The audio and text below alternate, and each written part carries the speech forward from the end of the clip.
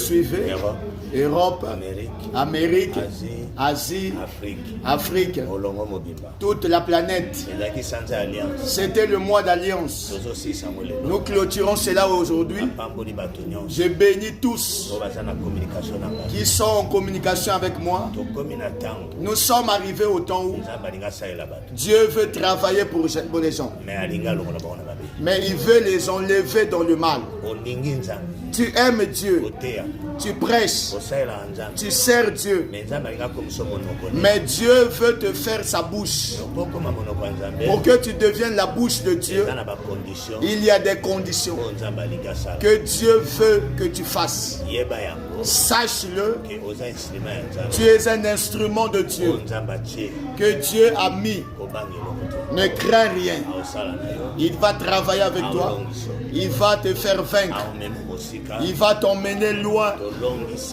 Nous avons vaincu ce mois malgré l'esprit de mort, malgré la réclamation, malgré les combats, malgré la maladie. Nous avons fini. Nous entrons dans mars, le 3e mois.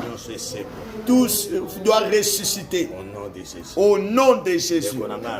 Mon frère Arnaud, je vais lire Jérémie chapitre 15.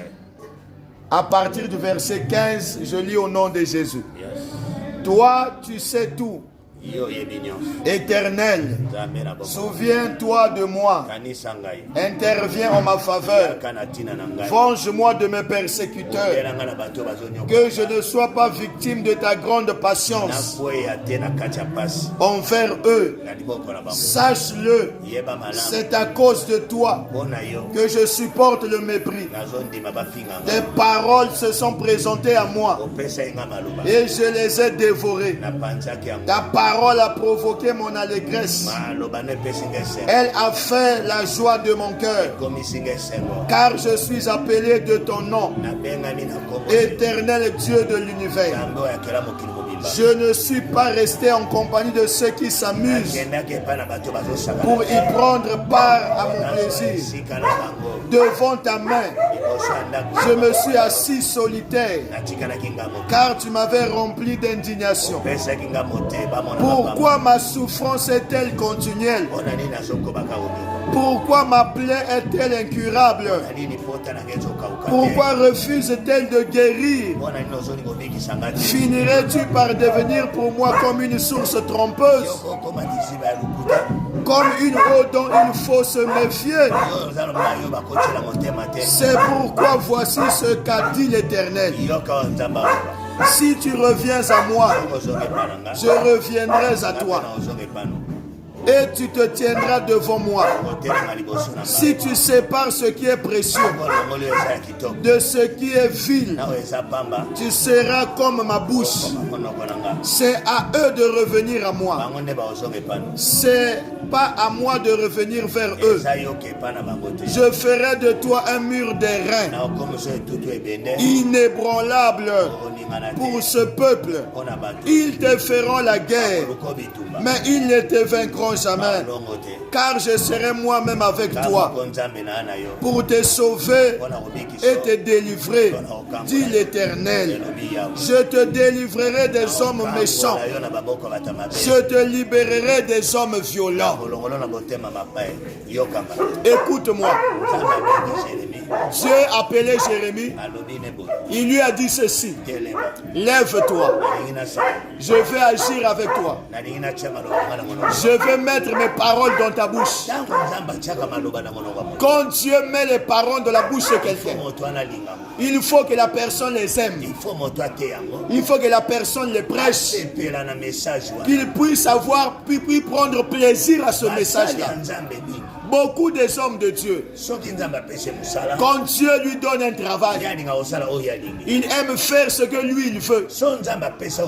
Si Dieu t'a donné un ministère de la repentance, prêche la repentance.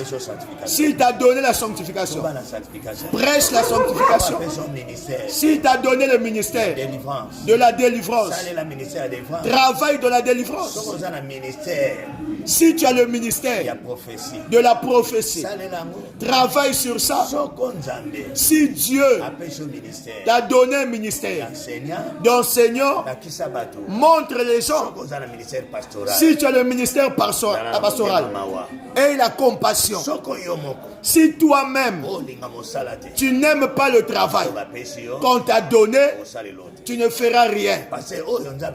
Parce que ce que Dieu t'a donné, c'est une capacité de la bénédiction qu'il a donné dans ton ministère. N'en vis pas pour les autres. Écoute comme il lui dit. Il lui a bien dit ici. Il a dit à Jérémie, si tu veux, je puisse agir avec toi, que je devienne ta bouche, sépare le bien et le mal. Homme de Dieu, fidèle, toi qui me suis, on ne mélange pas et les coutumes et Dieu et la sorcellerie et Dieu et les sciences occultes et Dieu. Tu ne seras plus la bouche de Dieu, tu seras la bouche des hommes. Si tu deviens la bouche des hommes, beaucoup t'écouteront. Celui qui est à Dieu ne s'intéressera pas à ton message et ils ne vont pas bénéficier de cela. C'est ça que nous vivons aujourd'hui. Deviens la bouche de Dieu. Tu aimes trop calomnier. Tu aimes parler des gens. Tu aimes critiquer. Tu vois, il fait ceci. Regarde les signes qu'il fait. Regarde la chose qu'il fait. Toi, on t'a donné le ministère de surveiller les gens. Qui t'a donné ça? C'est toi qui l'as appelé. C'est toi qui lui as donné le ministère. Dieu parle de la bouche de Jérémie. Jérémie dit ceci. Même si je souffre, toi tu n'es pas un Dieu menteur. Tu n'es pas un Dieu de mensonge. Tu es la vraie source. Toi tu es la vraie source. Je ne m'étais pas trompé tel que j'avais cru en toi. Pasteur, prédicateur, même si tout homme ne te trompe pas, Dieu ne t'a pas refusé. Dieu ne t'a pas rejeté. Le Dieu qui t'a appelé, il peut te restaurer. Il peut te relever. Jérémie a pleuré. Dieu ne lui a pas répondu.